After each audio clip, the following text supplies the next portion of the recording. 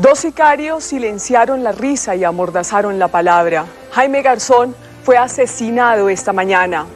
Muerta la inteligencia, acribillado el talento, masacrada la libertad. El asesinato de Jaime Garzón el 13 de agosto del año 1999 ocurrió en un contexto que se caracterizó por un aumento exponencial de la violencia política en manos de grupos paramilitares. Adicionalmente, este periodo se caracterizó por el sostenimiento de negociaciones de paz con las FARC-EP, con el gobierno nacional de la época. Unas negociaciones que fueron desde un principio mal vistas por ciertos sectores del establecimiento, de la fuerza pública y también de grupos paramilitares que se mostraron en contra y actuaron de forma violenta en contra de quienes apoyaron estas negociaciones. Justamente, el crimen de Jaime Garzón ocurre en un contexto de violencia política en contra de sectores de defensores de derechos humanos, de voces críticas como periodistas, de políticos de la oposición,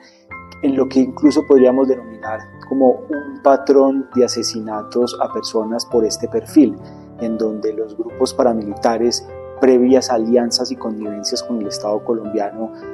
asesinaron por mano propia a muchas de estas personas, incluyendo pues, a Jaime Garzón. Pero yo creo que si uno vive en este país, tiene una tarea fundamental que es transformarlo, y eso genera que el miedo de vivir aquí le dé a uno el valor de querer un país mejor y de querer transformarlo, y eso significa vivir en Colombia. Fue asesinado por la banda La Terraza. Estos fueron los autores materiales, pero todos estos años de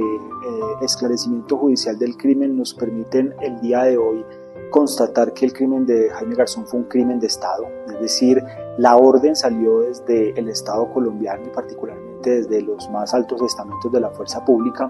Sabemos hoy en día que se dispusieron recursos y de la función de inteligencia del Estado colombiano y del Ejército para hacerle seguimientos, para hacerle perfilamientos a Jaime Garzón, información que terminó en manos de los grupos paramilitares a través de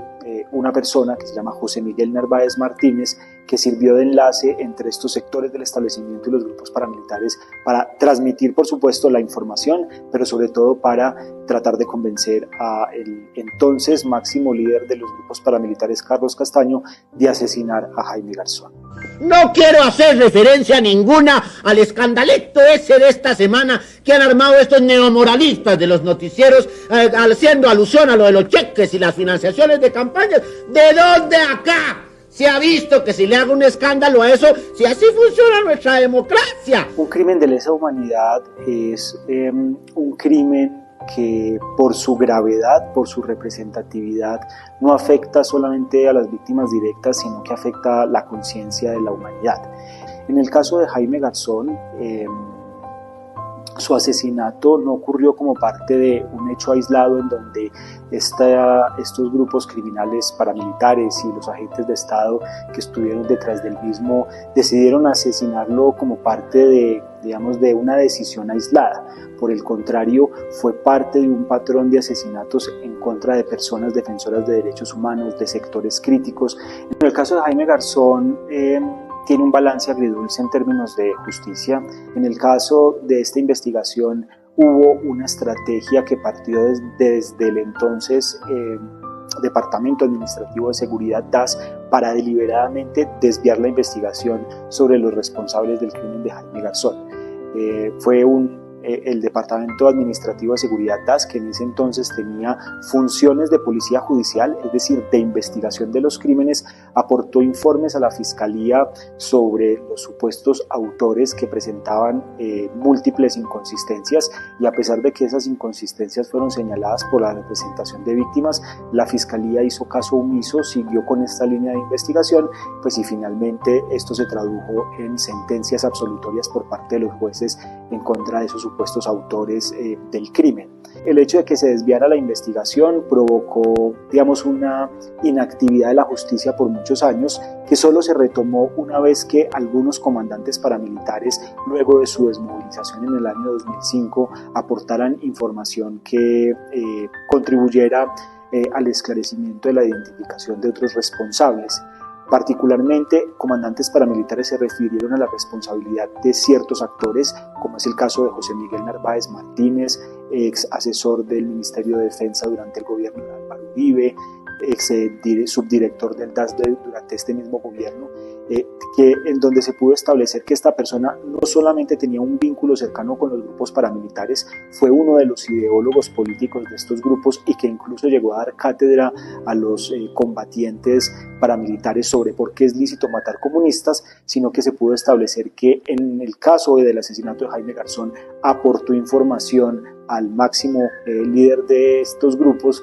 determinante para que éste diera la orden a sus subordinados para que materializaran su asesinato. También se aportó información sobre otros autores, muchos de ellos hoy están sometidos a la Jurisdicción Especial para la Paz, que es la entidad que al día de hoy tiene una gran deuda frente al esclarecimiento, no solamente de este crimen, que por supuesto es muy representativo, estamos hablando nada más y nada menos que el asesinato de una persona muy querida por la sociedad colombiana, pero de nuevo es importante recalcar que este asesinato no fue un hecho aislado, sino que ocurrió en el marco de un patrón de criminalidad, de asesinatos a defensores, de asesinatos a personas críticas al establecimiento, que desafortunadamente no ha sido investigado por esta jurisdicción.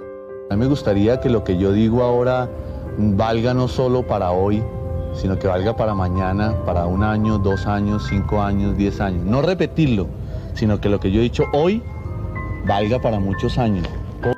Pues a Jaime Garzón hay que recordarlo en 2 aristas, por supuesto desde la arista de su crimen, en el sentido de que hechos como estos no deben volver a repetirse y debe haber una investigación eficaz e idónea que contribuya al esclarecimiento de la verdad, pero también al desmonte de las estructuras que desde el Estado colombiano atentaron en contra de la población civil y particularmente frente a personas como Jaime Garzón. Yo creo que eso es clave y eso es una línea por la cual hay que seguir haciendo memoria de este crimen. Pero también creo que hay que recordarlo por lo positivo, por su contribución al periodismo crítico a través de herramientas pedagógicas como el humor, por su labor pedagógica en el conocimiento de la Constitución en las diferentes comunidades indígenas del país, por su labor humanitaria y como mediador en conflictos y particularmente en la búsqueda de una solución negociada al conflicto armado colombiano. Yo creo que personas como Jaime son invaluables para la democracia y para el Estado de Derecho de cualquier sociedad y por eso debemos recordarlo, para que nunca más esto se repita, por fin podamos tener en Colombia pues una democracia sana y un Estado social de derecho.